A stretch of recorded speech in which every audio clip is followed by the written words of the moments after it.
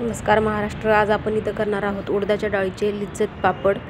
यासाठी इथं 1 किलो डाळ आपण गिरणीतून दळून आणायचे। त्यातले आता 4 ग्लास आपण पीठ बाजूला काढून ते पीठ मळून घेणार आहोत। त्यासाठी 2 चमचे पापड खार, 1 लसणाचा कांदा आणि मिरी आहे ती आपण बारीक आबडधोबड कुटून घ्यायची आहे मिक्सरमध्ये। आता ही जी मिरी आहे ती 1 तोळा आहे, त्यातला आपण सगळा नाही पण थोडंसं वापर करणार आहोत। आता एक मिक्सरचा भांडा घेतलेला आहे आणि आता ह्याच्यात आपण ही जी मिरी आहे ती कुटून घेतलेली आहे आबडधोबड। लसूण मी इथं ऑप्शनल आहे, तुम्हाला आवडत असेल तर नक्की ट्राय करा, खूप छान लागतात लिज्जतमध्ये लसूण पापड। आणि आता हा 1 लसणाचा कांदा आपण घेतलेला आहे आणि तो धुवून घेतलेला आहे। आता त्याच्यात आपण थोडंसं पाणी ॲड करून आपण हे बारीक फाईन पेस्ट करून घेणार आहोत। आता ह्यातले जे 4 ग्लास पीठ आहे ते मी पापडासाठी घेतलेलं आहे।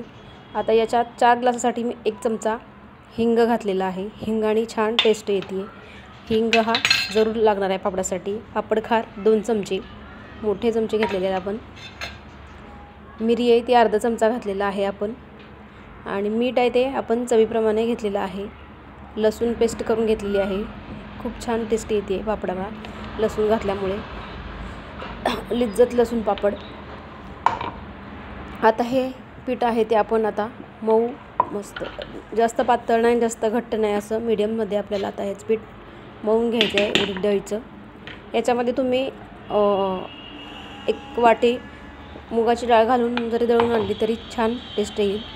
प्रमाण तुमच्यावर आहे, डाळचं प्रमाण कसं घ्यायचं आहे। 1 वाटी मी मूग डाळ घालून आपण ही दळून घेतलेली आहे। आता पीठ आपण मळून घेत आहे, घट्ट असा मऊ असा आपण पीठ मळून घेतलेलं आहे। आता याच्यात थोडंसं तेल घालायचं आहे, जे आपल्याला पीठ चेचताना चिकटत नाही कुठेही आणि हातालाही चिटकत नाही।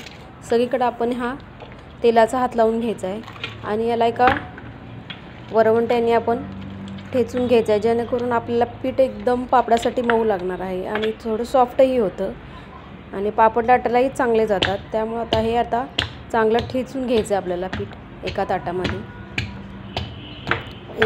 एकसारखं पीठ आणि छान एक पापड लाटता येतात, त्यामुळे आपण हे पीठ ठेचून घ्यायचं आहे आणि सॉफ्ट असं हे पीठ तयार होतं पापडाचं।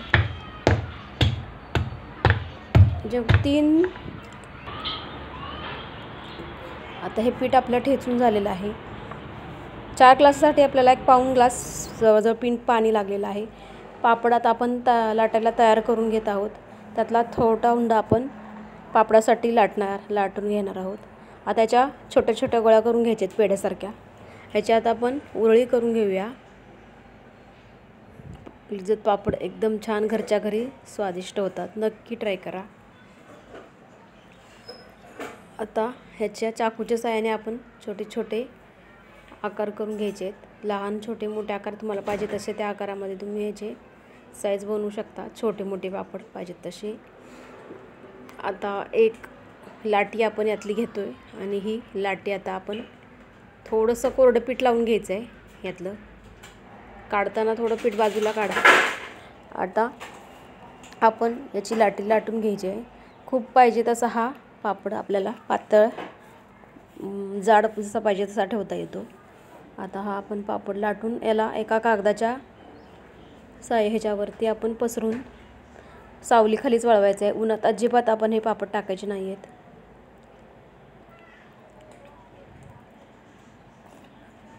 आता हा आपला पापड लाटून होत आहे। अशा प्रकारे सगळे पापड आपण लाटून घेणार आहोत।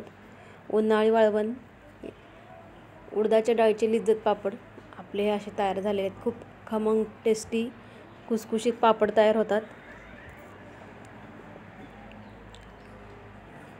अच्छा, आता कडा लाटून घ्यायच्यात आपल्याला साईडून। असा हा छान तयार झालेला आहे आपला पापड। पहा केवढा मोठा पापड झाला आहे। याचे आपल्याला मसाला पापडही तयार करता येतो। अशा एका पेपरवर मी हे सगळे पापड घालून घेणार आहे। लिज्जत पापड तयार होतात आपले।